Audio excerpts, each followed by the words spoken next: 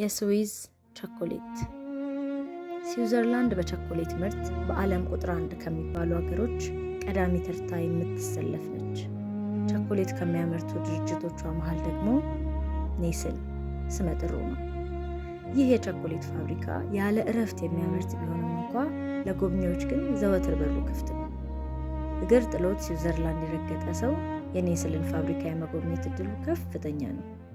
ከጥሬው ካካዎ አንስቶ እስከ ቸኮሌት እሸጋ ድረስ የምርት ሂደቱ በግልጽ ይታያል። የተለያዩ ቀለማት ያላቸው ፈሳሽ ቸኮሌቶች አሳልፈው በሚያሳይ ፕላስቲክ ቱቦ ውስጥ ወዲህ ወዲያ ይፈሳሉ። ታዲያ ድርጅቱ ለጎብኚዎች አስቀድሞ የሚሰጣቸው መመሪያዎች አሉ። አንደኛ፣ ማንም ሰው ምንም አይነት ምግብ በተለይ ቸኮሌት ይዞ ወደ ፋብሪካው መግባት አይችልም። የምግብ መበከል ስለሚያሳስባቸው ከጦር መሳሪያ ባልተናነሰ ጎብኚዎች ምግብ መያዝ አለመያዛቸውን አበጥረው ይፈትሻሉ። ሁለተኛው፣ በፋብሪካው ቆይታው ማንም ሰው የፈለገውን ያህል ቸኮሌት መብላት ይችላል። ሶስተኛው ደግሞ ማንም ሰው ቁራሽ ቸኮሌት ከፋብሪካው ይዞ መውጣት አይችልም የሚሉ ናቸው። የዚህ ዓለም ኑሯችን በጥቂቱ የኔስል ቸኮሌት ፋብሪካን መርህ የሚከተል ይመስላል። ወደ ዓለም ስንመጣ መብል፣ ልብስ፣ ገንዘብ፣ ቤት፣ መኪና፣ ዲግሪ ወዘተረፈ ይዘን አልመጣንም። ሁሉንም ያገኘነው እዚህ ዓለም ከገባን በኋላ ነው። በምድር ስንኖር ለመኖር የሚያስፈልገንን ሁሉ በአግባቡ የመጠቀም መብት አለን። እግዚአብሔርም የዕለት እንጀራችንን እንደሚሰጠን ቃል ገብቶልናል።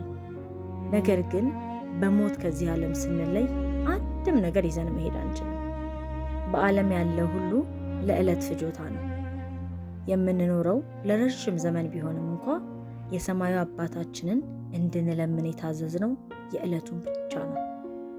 ሰላም አጥተው ከሰው ተጣልተው ፈሪሃ እግዚአብሔርን ረግጠው ብዙ ሀብት የሰበሰቡ ሰዎች የመሄጃቸው ቀን ደርሶ ነፍሳቸው ከስጋቸው ስትለይ 2 ሜትር ጨርቅና ከአንድ ሳጥን በቀር የሚመደብላቸው በጀት የለም።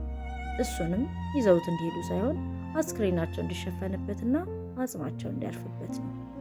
ነገር ግን ሐዋርያው ዝቅ ብሎ እንደጻፈው በአንደኛ ጢሞቴዎስ ምዕራፍ 6 ከቁጥር 18-19 እውነተኛውን ሕይወት ይይዙ ዘንድ ለሚመጣው ዘመን ለራሳቸው መልካም መሰረት የሚሆንላቸውን መዝገብ እየሰበሰቡ መልካምን እንዲያደርጉ በበጎ ስራም ባለጠጎች እንዲሆኑ ሊረዱና ሊያካፍሉም የተዘጋጁ እንዲሆኑ ምከራቸው ይላል።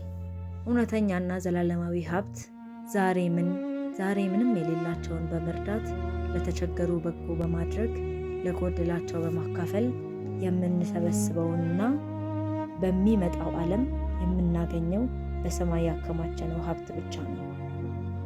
አንደኛ ጢሞቴዎስ ምዕራፍ 6 ከቁጥር 6-8 ኑሮዬ ይበቃኛል ለሚለው ግን እግዚአብሔርን መምሰል እጅግ ማትረፊያ ነው። ወደ ዓለም ምንም እንኳ አላመጣንምና አንዳችም ልንወስድ አይቻለንም። ምግብና ልብስ ከኖረን ግን እርሱ ይበቃናል።